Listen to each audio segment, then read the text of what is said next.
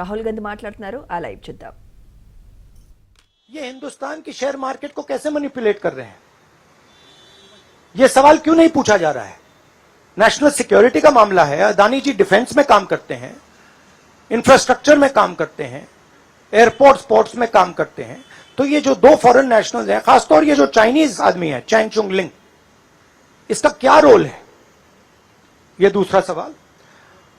और तीसरा सवाल, जो सेबी का इन्वेस्टिगेशन हुआ था जिसने क्लीन चिट दी, जिस व्यक्ति ने इन्वेस्टिगेशन किया और जिसने क्लीन चिट दी, आज वो अदानी जी का जो चैनल है एनडीटीवी, उसका डायरेक्टर है. तो मतलब ये एक नेटवर्क है. इसमें आपको इंस्टीट्यूशनल कैप्चर दिख रहा है. सेबी का चेयरमैन क्लीन चिट देता है और उसके एकदम बाद अदानी जी की कंपनी में डायरेक्टर बन जाता है. इंटरनेशनल मामला है. स्टॉक मार्केट को इन्फ्लेट किया जा रहा है और उस इन्फ्लेट करने के बाद उससे हिंदुस्तान के एसेट्स खरीदे जा रहे हैं. तो सवाल यह उठता है, इसके बारे में प्रधानमंत्री कुछ क्यों नहीं कर रहे हैं, शांत क्यों है? यहां पे फॉरेन न्यूज़पेपर ने साफ कहा है, wealthy Indian family with links to Modi. मतलब अखबार कह रहा है कि नरेंद्र मोदी जी का अदानी जी का रिश्ता है. सवाल उठता है, क्या रिश्ता है? और ये जो एजेंसीज हैं, सीबीआई है, ईडी है, ये अदानी जी पर रिसर्च क्यों नहीं कर रही हैं? ये अदानी जी को इंटेरोगेट क्यों नहीं कर रही हैं? ये सवाल उठता है. हिंदुस्तान का रेप्यूटेशन लाइन पे है. G20 हो रहा है. हम कहते हैं कि यहां पे लेवल प्लेइंग फील्ड है, हिंदुस्तान ट्रांसपेरेंट है, यहां पे भ्रष्टाचार नहीं है.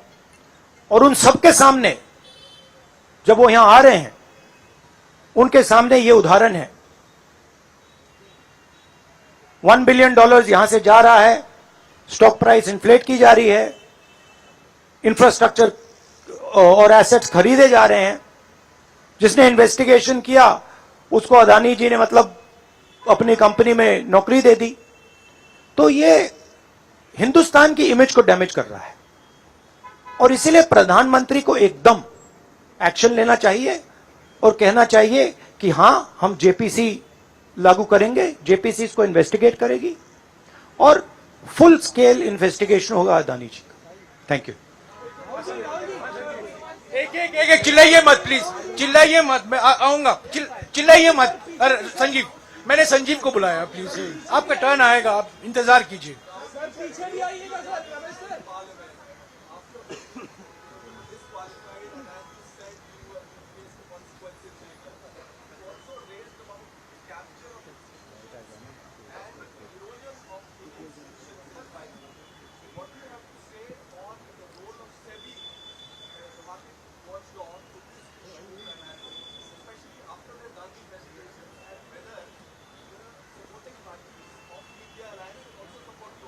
I mean, what is amazing to me is that the gentleman who has done the investigation, right, he is today an employee of Mr. Adani.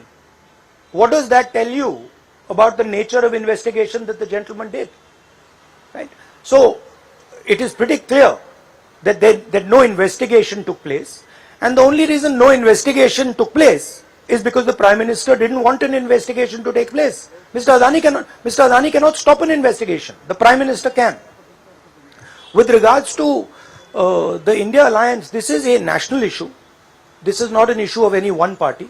This is a national issue. This is an issue that affects India's reputation, right? Especially because now there is the G20 taking place, and India's reputation and the Prime Minister's reputation is on the line. There are 20 guests coming, and right in front of them, two of the biggest financial dailies in the world have said that the Prime Minister is involved with Mr. Adani.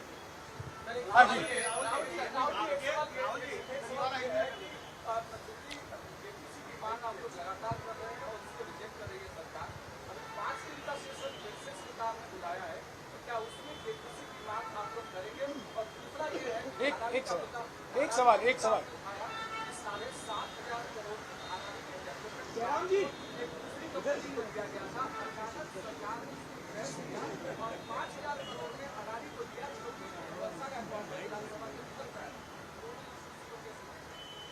नहीं, issue एक ही है।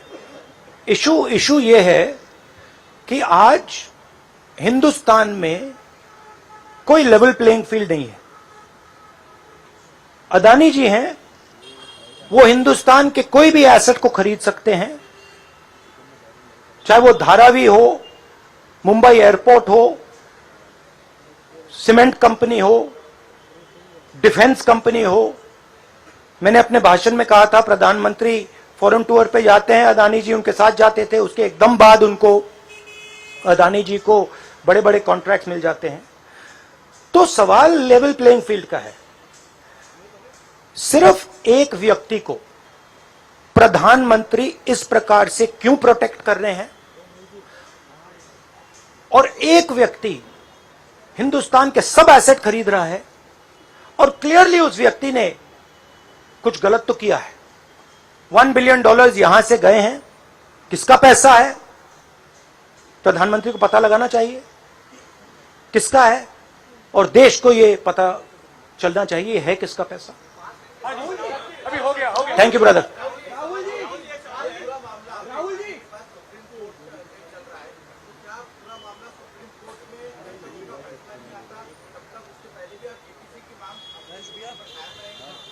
नहीं, देखिए, हमने ये raise किया है क्योंकि यहां पे G20 हो रहा है और हिंदुस्तान की रेप्यूटेशन की बात है, ठीक है।